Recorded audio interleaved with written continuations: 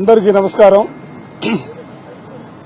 రాష్ట్రంలో ప్రభుత్వ medical కళాశాలని private పరం చేయడానికి ప్రయత్నిస్తున్నటువంటి తెలుగుదేశం ప్రభుత్వానికి బహుశా ఈ రాష్ట్రం ఏర్పడిన తర్వాత ఇప్పటి వరకు కూడా ఏ ప్రభుత్వం పైన కూడా లేనటువంటి వ్యతిరేకతని ఈ ప్రభుత్వం మూటగట్టుకున్నటువంటి పరిస్థితి వాళ్ళు చూస్తా ఉన్నాం. నిజంగా ఈరోజు రాష్ట్రంలో జరుగుతున్నటువంటి ప్రభుత్వ పరిపాలన ఇవాళ విద్యార్థుల దగ్గర నుంచి మొదలుకుంటే ప్రజాస్వామ్యవాదులు, ప్రజా సంఘాలు, రాష్ట్రంలో ఉన్నటువంటి అన్ని రాజకీయ పార్టీలకు సంబంధించినటువంటి మేధావులందరూ కూడా ప్రభుత్వ నిర్ణయాన్ని వెనక్కి తీసుకోవాలా, ప్రైవేట్ మెడికల్ కాలేజీలు చేయడాన్ని నిర్ణయాన్ని విరమించుకోవాలా, ప్రభుత్వ ఆధీనంలోనే మెడికల్ కాలేజీలు కొనసాగాలని ప్రతి ఒక్కరూ కూడా నోరెత్తి మాట్లాడుతున్నటువంటి సందర్భం ఇవాళ రాష్ట్రంలో చూస్తాం. అయినా కూడా చంద్రబాబు నాయుడు ప్రభుత్వం చాలా మొండి వైఖరితో ముందుకు సాగుతా ఉంది. ప్రజాస్వామ్యంలో ఇది మంచి పద్ధతి కాదు. ఇంతకంటే కూడా నియంతృత్వాలుగా పరిపాలన చేసినటువంటి అనేక రాష్ట్రాల్లో ప్రభుత్వాలు కూలిపోయాయి. ఈ మధ్య కాలంలో చూసాం, పక్కనున్నటువంటి నేపాల్లో బంధుప్రీతి అవినీతితో ఆ ప్రభుత్వం కొనసాగితే ప్రజలే తిరుగుబాటు చేసి ఆ ప్రభుత్వాన్ని కూలదోసినటువంటి పరిస్థితులు కళ్లగట్టినట్టుగా కనిపిస్తున్నటువంటి పరిస్థితులు ఒక పక్కున్నాయి. నేను అందుకనే తెలుగుదేశానికి ప్రభుత్వానికి కూడా చాలా స్పష్టంగా చెప్పదలుచుకున్నా, ప్రజలను తిరుగుబాటు చేయడానికి సిద్ధంగా ఉన్నారు ఈ ప్రభుత్వం పైన. ఎందుకంటే ఈ ప్రభుత్వం వచ్చినటువంటి 15 నెలల కాలంలో ఎక్కడ చూసినా, ఏ రంగంలో చూసినా కూడా అవినీతి రాజ్యమేలుతున్నటువంటి పరిస్థితులు ఒక పక్కున్నాయి. బంధుప్రీతి, తమకు కావలసినటువంటి తాబేతదారులందరినీ కూడా రాష్ట్ర ప్రభుత్వాన్ని తాకట్టు పెట్టడానికి చేస్తున్నటువంటి ప్రయత్నాలు వాళ్ళు చూస్తా ఉన్నాం. అనేక రంగాలను వాళ్ళ ప్రైవేట్ పరం చేయడానికి ప్రభుత్వం ప్రయత్నం చేస్తా ఉంది. నేను అందుకనే సూటిగా చెప్పదలుచుకున్నా, ప్రజల్లో తిరుగుబాటు స్పష్టంగా కనబడతా ఉంది. మీ ప్రభుత్వం తిరగబడే రోజులు చాలా దగ్గరలో ఉన్నాయి. అందుకనే వైఎస్ఆర్ కాంగ్రెస్ పార్టీ పక్షాన ప్రజాస్వామ్యవాదులుగా ఈ నిర్ణయాన్ని విరమించుకోవాలా ఇవాళ ప్రజలు కోరుకుంటా ఉన్నారు. పేద ప్రజలకు సంబంధించినటువంటి ఉన్నత విద్యకు సంబంధించి కానీ, మరోపక్క వైద్యానికి సంబంధించి 17 మెడికల్ కాలేజీలు, 17 హాస్పిటళ్లు ప్రజలకు అందుబాటులో ఉండే పరిస్థితుల్ని పక్కన తప్పించి ప్రైవేటు వ్యక్తులకి, ఎవరైతే వాళ్ళకి తాబేదారులుగా ఉన్నారో వాళ్ళకి ఈ కాలేజీల్ని అప్పచెప్పడానికి వాళ్ళ ప్రయత్నం చేస్తా ఉన్నారు. వైద్యపరంగా ఇవాళ ఈ రాష్ట్రంలో చూస్తా ఉన్నాం. గుంటూరులో తురగపాలెలో 45 మంది చచ్చిపోతే ఎందుకు చచ్చిపోయారో కారణం కూడా తెలుసుకోలేనటువంటి దౌర్భాగ్యమైనటువంటి పరిస్థితుల్లో ఈ ప్రభుత్వం కొనసాగుతా ఉంది. విజయవాడలో డయేరియాతో 100 మంది హాస్పిటల్లో చేరినటువంటి పరిస్థితుల్లో, గుంటూరులో 100 మంది డయేరియాతో హాస్పిటల్లో చేరారు. ఇవాళ రిపోర్ట్స్ వస్తే కలరా 3 రకాలుగా ఉందని చెప్పి డాక్టర్లు సైతం చెబుతున్నటువంటి పరిస్థితులు వాళ్ళు చూస్తా ఉన్నాం. అంటే వైద్యానికి సంబంధించి ఈ ప్రభుత్వం ఏ స్థాయిలో పనిచేస్తా ఉన్నది మన కళ్ళగడ్డలు కనిపిస్తా ఉన్నాయి. ఇటువంటి పరిస్థితుల్లో కూడా ఇంకా కూడా ప్రైవేటు పరం చేయడానికి మీ మనసు లేపుతుంది. కనీసం మానవత్వం లేదా? పేద ప్రజలకు సంబంధించి ఆరోగ్యానికి ఎక్కడ అంటే కార్పొరేట్ సంస్థలకి దారాదత్తం చేస్తారా? కనీసం అసెంబ్లీలో కౌన్సిల్లో చర్చకి వాయిదా తీర్మానం ఇస్తే నిన్న మాట్లాడడానికి అవకాశం కల్పించాలా? ఈరోజు ఉదయం నుంచి వాయిదా తీర్మానం ఇచ్చి శాసనమండలిని అడ్డుకుంటే హడావుడిగా బీఎస్సీ మీటింగ్ పెట్టి ఏదో చర్చకి అవకాశం ఇస్తున్నట్టుగా చెబుతున్నటువంటి పరిస్థితులు. ఏది ఏమైనప్పుడు కూడా వైఎస్ఆర్ కాంగ్రెస్ పార్టీ కోరుకునేది ఒక్కటే. ఎందుకంటే మా ప్రీతం ముఖ్యమంత్రి జగన్మోహన్ రెడ్డి గారి నేతృత్వంలో 17 మెడికల్ కాలేజీల్ని, దాంతో పాటుగా అత్యాధునికమైనటువంటి హాస్పిటల్ తీసుకురావాలనే సంకల్పంతో కొన్ని కాలేజీలు ప్రారంభించారు. కొన్ని కాలేజీలు ఓపెనింగ్ కి దగ్గరలో ఉన్నాయి. మరికొన్ని కాలేజీలు నిర్మాణంలో ఉన్నటువంటి పరిస్థితులు ఉన్నాయి. అందుకే తప్పనిసరిగా ఈ 17 మెడికల్ కాలేజీల్ని ప్రభుత్వ పరంలోనే నిర్వహించాలా. ఆ విధంగా కాదు కూడదని ముందుకు సాగితే ఇందాక చెప్పినట్లుగా ప్రజలే తిరుగుబాటు చేసి ఈ ప్రభుత్వాన్ని కూలదోసే కార్యక్రమం కూడా తప్పనిసరిగా భవిష్యత్తులో ఉంటుందన్న అంశాన్ని కూడా ఈ సందర్భంగా గట్టిగా చెప్పదలుచుకున్నాం.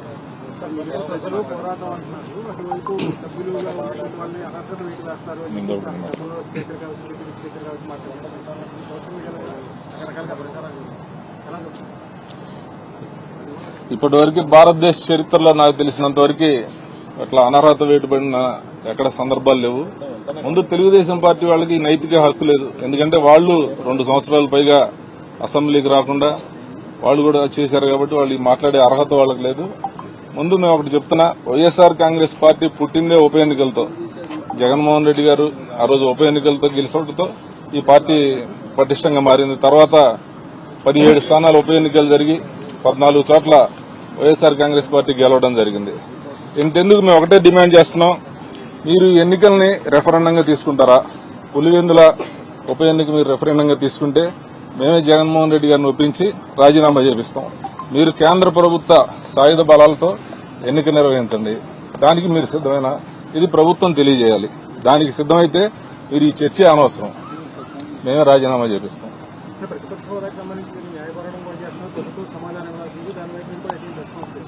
అదే చెప్పాను. ఇప్పుడు తెలుగుదేశం పార్టీ ఆ రోజు శాసనసభ నుంచి పారిపోయింది వ్యక్తిగత కారణాలతో. ఏదో కుటుంబ సభ్యులను తిట్టాం. కానీ ఈ రోజు వైఎస్ఆర్ పార్టీ పోరాడుతుంది కేవలం మాకు టైం కావాలి, ప్రజల గొంతు వినిపించడానికి మాకు తగినంత సమయం కేటాయించమని మేము అడుగుతున్నాం. దీనికి దానికి చాలా వైరుధ్యం ఉంది. ఈ రోజు పోరాటం చేసేది మేము ప్రజల పక్షాన పోరాడడానికి, మీరు ఆ రోజున పోరాటం చేసింది మీ కుటుంబ పక్షాన. వైఎస్ఆర్ కాంగ్రెస్ పార్టీకి తెలుగుదేశం పార్టీకి తేడా ఇది గమనించవలసిందిగా కూడా ప్రజలను కోరుతున్నాం.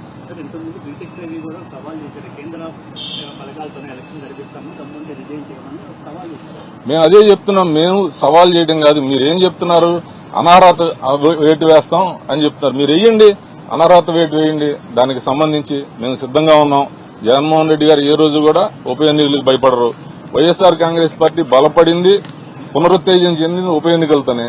మీరు ఉప ఎన్నిక పెడితే ఈ రాష్ట్రంలో మీరేంటో మీ స్థితిగతులు ఏంటో కూడా ప్రజలకు తెలుస్తాయి. మేము ఎప్పుడు కూడా సిద్దంగా ఉన్నాం. మీకు దమ్ముంటే మీరు అనర్హత వేటు వేయండి. దానికి సిద్దంగా వైఎస్ఆర్ కాంగ్రెస్ పార్టీ పోరాటం చేస్తుంది. మీరు అంత అవసరం లేదని చెప్తున్నాం. మీరే దయచేసి మీరు చంద్రబాబును ప్రకటన చేయమనండి, మేము ఎన్నికలకు రెఫరెండంగా తీసుకుంటామని చెప్పి వైఎస్ఆర్ కాంగ్రెస్ పార్టీ తరఫున జగన్మోహన్ రెడ్డి గారిని ఒప్పించి మేము రాజీనామా చేపించి ఉప ఎన్నికకు వస్తాం. ఇది పార్టీ మీటింగ్ ఏం జరిగిద్ది అనేది సోషల్ మీడియాలో మాట్లాడేది అన్న వద్దలు.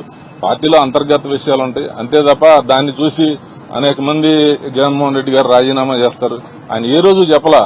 ఉప ఎన్నికలు వాళ్ళు రద్దు చేస్తే మేము సిద్దంగా ఉన్నామని చెప్పాం. ఇప్పుడు కూడా అదే స్టాండ్. అంతే తప్ప మేము రాజీనామా చేస్తాం, అది ఎప్పుడు అవసరమైనప్పుడు దానికి సంబంధించి మాట్లాడతాం. వైఎస్ఆర్ కాంగ్రెస్ పార్టీ ప్రతిపక్ష హోదాకు సంబంధించి న్యాయ పోరాటం చేస్తా ఉంది.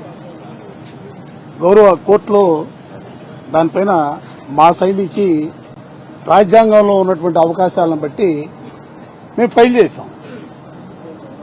వాళ్ళు చెప్తా ఉన్నారు కదా, పదే పదే చెప్తా ఉన్నారు కదా, ఎందుకు మీరు రిప్లై ఇవ్వట్లా? స్పీకర్ గారికి నోటీస్ ఇచ్చారు హైకోర్టు నుంచి.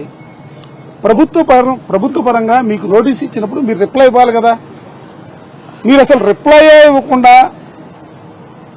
మీరు బయట వేదికలపైన రకరకాలుగా మాట్లాడుతున్నటువంటి పరిస్థితులు. మేము అందుకనే మేమేం చేస్తా ఉన్నాం, మేము న్యాయ పోరాటం చేస్తా ఉన్నాం. న్యాయ పోరాటానికి సంబంధించి ప్రతివాదిగా ఉన్నటువంటి మీరు మీ సైడ్ నుంచి మీరు రిప్లై ఇవ్వండి. ఎందుకు పెండింగ్ పెడతా ఉన్నారు? ఎన్ని రోజులు పెండింగ్ పెడతారు? దాన్ని అడ్డం పెట్టుకుని బయట ఎట్లా మాట్లాడతారు? దయచేసి ప్రజలను కూడా గమనించమని చెప్పి నేను ఈ సందర్భంగా మీ ద్వారా అందరినీ కూడా కోరుతా ఉన్నాను. ముఖ్యంగా రైతులకు సంబంధించినటువంటి ఇష్యూ, ఉల్లి రైతులకు సంబంధించి ఈరోజు మనం చూస్తా ఉన్నాం. రైతులు ఉల్లి పంట పండించాలంటే ఎకరాకు ₹1,00,000 ఖర్చు అవుతా ఉంది. ఈరోజు ఎక్కడ చూసినా కూడా పండించిన పంట గిట్టుబాటు ధర లేక ఈరోజు కర్నూలులో గాని, కడప ఉమ్మడి జిల్లాల్లో వైఎస్ఆర్ కడప జిల్లాలో గాని, అదేవిధంగా అనంతపూర్ డిస్టిక్ కానీ రాయలసీమ ప్రాంతంలో కానీ రాష్ట్రంలో ఎక్కడ కూడా ఉల్లి పండిస్తే గిట్టుబాటు ధర లేక రైతులందరూ కూడా పెట్టిన పెట్టుబడికి అప్పులు తీసుకొచ్చి వడ్డీలు కట్టలేక కొనే దిక్కు లేక ఈరోజు ప్రభుత్వం కూడా రాష్ట్ర ప్రభుత్వం కూడా ఇంత పెద్ద ఎత్తున రైతులందరూ కూడా ఆందోళన చేస్తా ఉన్నారు, గిట్టుబాటు ధరలు లేవని. ఎక్కడా కూడా పట్టించుకున్న పాపాన పోలేదు. ఏదో 1200 రూపాయలు పెట్టి కొంటామని చెప్పి రైతులకు మాటలు చెప్పి మోసం చేస్తున్నారు తప్ప ఎక్కడ కొన్న పరిస్థితి లేదు. ఈరోజు మనం ఒక్కసారి చూస్తే ఈరోజు 600కు 800కు 800 రూపాయల లోపల ఉల్లిని అమ్ముకోవాల్సిన పరిస్థితి వస్తుంది. ఎకరాకు 100 క్వింటాలు ఉల్లి అయితే ఇప్పుడు 60,000 80,000 వస్తే పెట్టుబడి కూడా రావట్లేదు, వడ్డీలు కూడా రావట్లేదు. అదేవిధంగా మీరు చూస్తే పంటలకు గిట్టుబాటు ధరలు ఈ కూటమి ప్రభుత్వం వచ్చిన తర్వాత ఏ పంటకు కూడా గిట్టుబాటు ధర లేదు. మిర్చికి లేదు, శనగకు లేదు, మినుములకు లేదు, అదేవిధంగా ఉల్లికి లేదు. టమోటా పంటలైతే రోడ్ల మీద పడే పరిస్థితి వచ్చింది. రైతు పెట్టుబడి పెట్టి పండించిన పంటను రోడ్ల మీద పడేసిన పరిస్థితి వచ్చి రైతులంతా కూడా అప్పుల పాలైపోయి ఆత్మహత్యలు చేసుకునే పరిస్థితిలో రైతు దుస్థితి ఉంది. ఈరోజు పెద్ద ఎత్తున వైఎస్ఆర్ కాంగ్రెస్ పార్టీ జగన్మోహన్ రెడ్డి గారి పిలుపు మేరకు పెద్ద ఎత్తున ఆందోళన చేసినా కూడా ప్రభుత్వము ప్రజలను మోసం చేసే విధంగా ప్రకటనలు ఇస్తుంది తప్ప చిత్తశుద్ధి ఏమాత్రం కూడా కనపడట్లేదు. నేను ఒకటే చెప్తున్నా, 1200 పెట్టి కొంటామని చెప్పారు.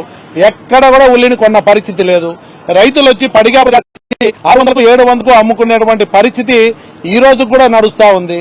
గవర్నమెంట్ సపోర్ట్ ప్రైస్ ప్రకారం కొనుగోలు చేసే పరిస్థితి ఎక్కడ చేయట్లేదు. అదేవిధంగా ఈరోజు ఇంకా రైతులను మభ్యపెట్టే విధంగా నాకు తెలిసి హెక్టార్కి 50,000 ఇస్తాము ఉల్లి రైతులకని చెప్తా ఉంటున్నారు. అది కూడా 50,000 అంటే ఎకరాకి 20,000. ఎకరాకి 20,000 పెడితే ఏమొస్తుంది? ఏమీ రాదు, రైతుకు ఉపయోగం కూడా లేదు. అదేవిధంగా ఈ ఇచ్చేదాన్ని కూడా నాకు తెలిసినంత వరకు సమాచారం ప్రకారం ఒక్క కర్నూలు జిల్లాకు మాత్రమే హెక్టార్కి 50,000 ఇస్తాము, ఎకరాకి 20,000 ఇస్తామని చెప్పి ప్రకటన వచ్చినట్టు తెలుస్తా ఉంది. ఈరోజు మిగతా ప్రాంతాలు వైఎస్ఆర్ కడప జిల్లా ఉమ్మడి జిల్లాలు కానీ అనంతపురం జిల్లాల్లో కూడా ఉల్లి పంట వేసినారు. రైతులు నష్టపోతున్నారు, అమ్ముకునే పరిస్థితి లేదు. ఈరోజు అలాంటి పరిస్థితుల్లో అన్ని జిల్లాలకు వర్తింపజేయాలా? ఈ 50,000 వాళ్ళు ఇస్తామనేది ఎప్పుడు ఇస్తారో తెలియదు, ఇస్తారో లేదో తెలియదు. ఎందుకంటే 1200 పెట్టి కొనుగోలు చేస్తామన్నారు, ఎక్కడ కొనుగోలు చేయట్లేదు.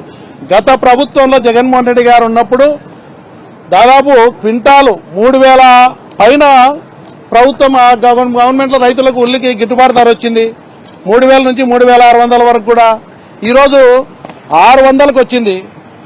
600-800 లోపే రైతులు అమ్ముకోవాల్సిన పరిస్థితి.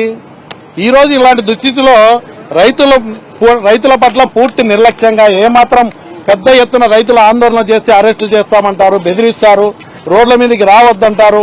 కానీ రైతుల పట్ల తీసుకున్న చర్యలు శూన్యం ఈ గవర్నమెంట్ లో.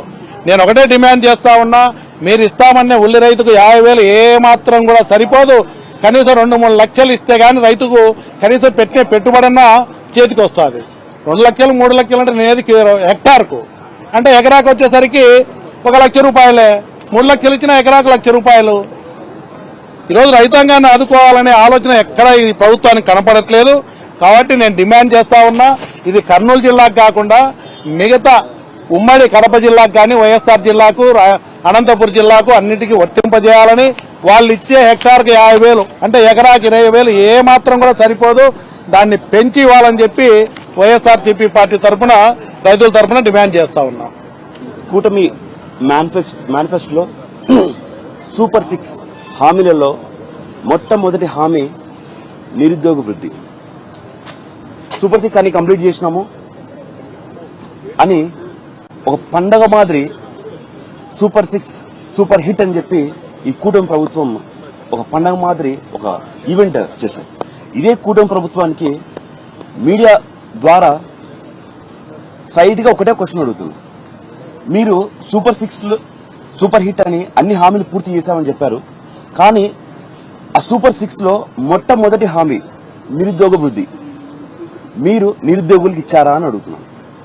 ప్రభుత్వం ఏర్పడి సుమారుగా 15-16 నెలలు అయినా కూడా ఈ రోజుకి కూడా నిరుద్యోగులను నమ్మించి 15-16 సంవత్సరాల నుంచి 29-30 సంవత్సరాల మధ్యలో ఉన్న యువతులను నమ్మించి ఓట్లు వేయించుకొని మీకు ఉద్యోగాలు ఇప్పిస్తాము, లేకపోతే నెలకు 3,000 రూపాయలు నిరుద్యోగ బుద్ధి ఇస్తామని చెప్పి నమ్మించి ఓట్లు వేయించుకొని వాళ్లకు ఉద్యోగాలు ఇవ్వకుండా ఇక్కడ మటుకు ఒకరు ముఖ్యమంత్రి అయ్యారు, ఒకరు ఉప ముఖ్యమంత్రి అయ్యారు, ఇంకొకరేమో ఎడ్యుకేషన్ మినిస్టర్ అయ్యారు.